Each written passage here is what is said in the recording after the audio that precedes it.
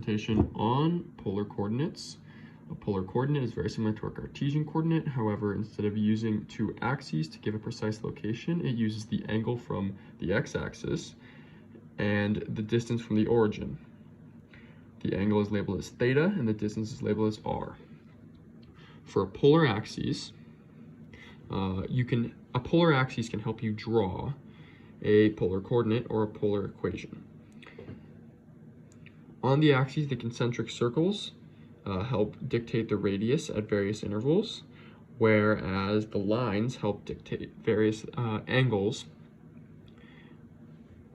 There are a couple common families of polar equations.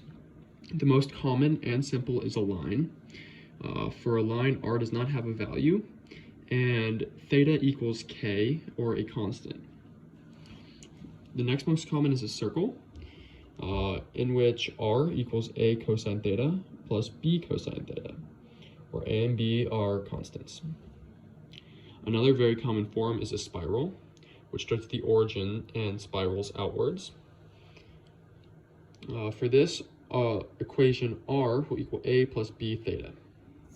Now, there are three more difficult forms that also show up quite often, the first of which is a cardioid.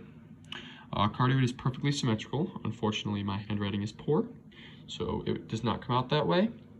However, it is supposed to be.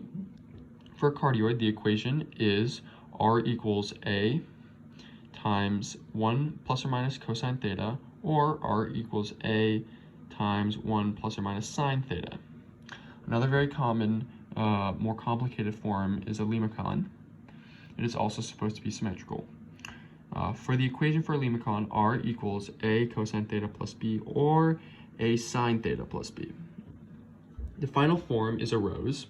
A rose can have many petals and is formed when r equals a cosine b theta, or a sine b theta.